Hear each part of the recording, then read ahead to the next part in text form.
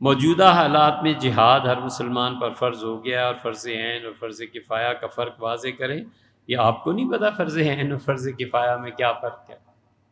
آپ پڑھیے جہاد فرض ہو گیا ہے، فرض عین ہے یا کفایہ ہے؟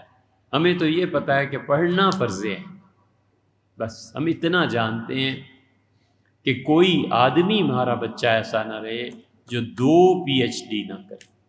بس ہمارے نزدیک معیار یہ ہے کہ ہر بچہ ہمارا 2 PhD کرے، اور PhD بھی اس لیول کی جو کیمبرج کا لیول ہے اور جو ہارورڈ یونیورسٹی کا لیول ہے، 2 PhD تو کم سے کم کرے نا۔ یہ مسلمان بچہ ہمارا اتنا پڑھے، باقی آپ خود جو جی چاہے۔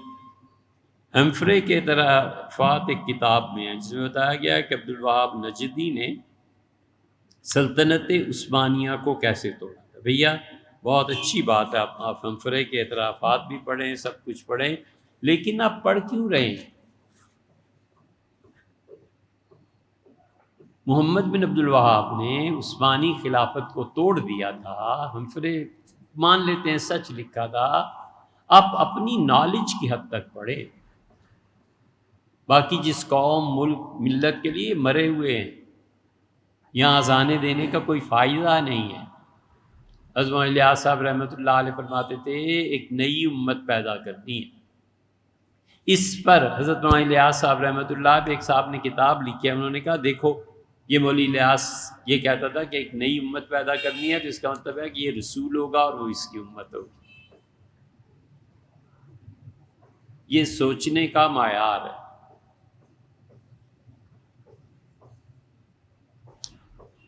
ان قصوں کو چھوڑو بھیا، اس کا ایک آپ کو اثر بتاؤں۔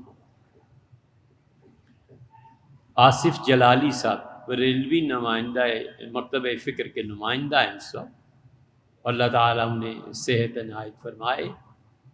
وہ سعودیہ گئے اور مدینہ منورہ میں غالباً نے روک لیا ایئرپورٹ پہ، اور نے کہا توبہ کرو جو کچھ تم نے ان چیزوں میں کہا۔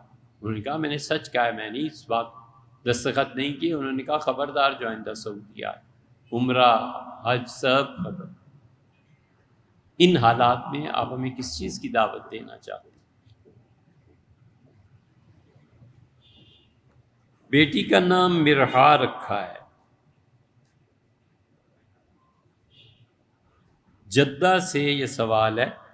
بہت اچھا کیا ہے بچے، بیٹی کا نام مرحا رکھ کے بہت نیکی کمائی ہے۔ پھر وہی بات آ جاتی ہے، آپ نے دیکھ لیا ہوگا انٹرنیٹ پہ، اور مرحا جو ہے وہ کہتے ہیں اس عورت یا مرد کو جو متکبر، مغرور، اتراتا ہو، لوگوں کی توہین کرتا ہو۔ بہت اچھا کیا، یہی ہونا چاہیے۔ پڑھائی کے دن کہاں تھیں؟ کلاس میں کیوں نہیں گئیں؟ عربی کیوں نہیں پڑھی؟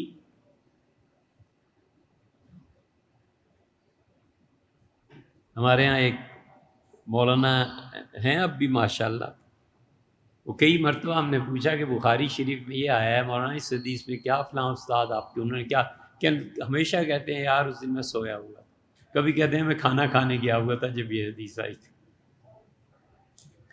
تو بخاری پڑھنے کے دنوں میں اگر کھانا اور سونا ہی ہو تو پھر مرحا نام بہت ہی مناسب ہے، شایان شان ہے۔ مرحا کہتے ہیں اس بچی کو ایک جو فخر اور تکبر کے ساتھ لوگوں کو رسوا کرے، اور مرحا کہتے ہیں گندم کا ڈھیر جب لگ جائے۔ یہ ہے آپ کی صاحبزادی جب بڑی ہوں گی نا اور یہ نام کے معانی انہیں پتہ چلیں گے تو آپ کے لیے روز سورہ فاتحہ پڑھ کے ایصال ثواب کیا کریں۔ آئزہ یا عائزہ نام رکھنا کیسا ہے؟ آئزہ زے سے آپ نے لکھا ہے، آئزہ اپنی بیٹی کا نام رکھنا۔ آئزہ کا مطلب ہے محتاج، ساری عمر محتاج رہے، لوگوں کے گھروں پہ مانگتی رہے۔ کمال۔ آپ ماتم اس کا کریں کہ آپ بغیر پڑھے لکھے صرف انٹرنیٹ سے، وہ بھی جاہل جو اس کو ڈال دیتے، صحافی آپ کے وہ اردو تلفظ تک صحیح نہیں کر سکتے، آئزہ نام رکھ لیا ہے۔ آئزہ کا مطلب آئزہ زال سے بھی ہے اور زے سے بھی ہے۔ آئزہ زے سے جو ہے زا سے، اس کے معنی ہے فقیر اور محتاج، اور زال سے عائزہ عائزہ ایک وہ ہے جو معاذ سے ہے، اور معاذ جسے اللہ نے اپنی پناہ میں لے لیا، یا یہ کہ وہ اللہ کی پناہ میں ہے، یہ دو چیزیں ہو گئی۔ تو عائزہ زے سے رکھنا درست نہیں ہے، زال سے عائزہ، معاذ عائزہ، یہ نام بنتے ہیں۔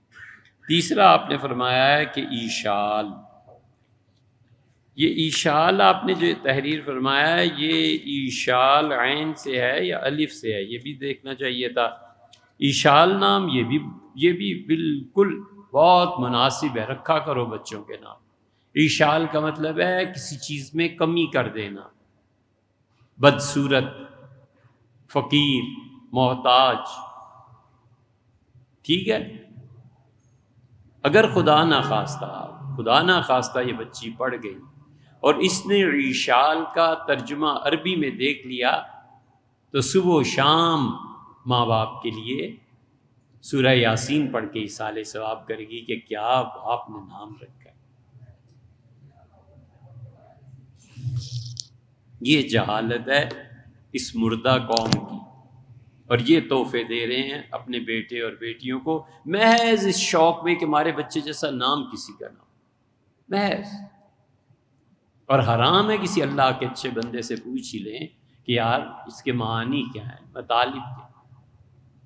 نام ایسے ہی نہیں رکھے جاتے۔ حضور صلی اللہ علیہ وسلم نام بدل دیتے تھے، جگہوں کا نام بدل دیتے تھے۔ حضرت سعید ابن مسیب رحمۃ اللہ علیہ کے مزاج میں بہت حدت، مدینہ منورہ میں بہترین تابعین جو تھے ان میں شمار ہوتے تھے۔ ان سے کسی نے پوچھا کہ حضرت آپ کے مزاج میں اتنا غصہ کیوں ہے؟ فرمانے لگے کہ فتح مکہ میں میرے دادا نے اسلام قبول کیا تھا اور رسول اللہ صلی اللہ علیہ وسلم سے پوچھا تھا کہ تمہارا نام ان کا حزن، تو نبی کریم صلی اللہ علیہ وسلم نہیں تمہارا نام حزن نہیں۔ حزن کہتے ہیں سخت زمین کو، جہاں ایسی بنجر اور سخت پہاڑی زمین جس پہ بیج نہ پڑ سکے۔ تو آپ نہیں تمہارا نام تو سہل ہے، نرم زمین، نرم طبیعت، نرم مزاج۔ تو میرے دادا نے کہا اللہ کے رسول آپ کا دین تو قبول کر لیتا ہوں، لیکن والد کا نام جو رکھا ہوا ہے میں نہیں چھوڑوں گا۔ اپنے والد سے انہیں بہت محبت ہوگی، تو فرماتے تھے اگر میرے دادا نے مان لی ہوتی تو ہماری خاندان سے غصہ نکل جاتا۔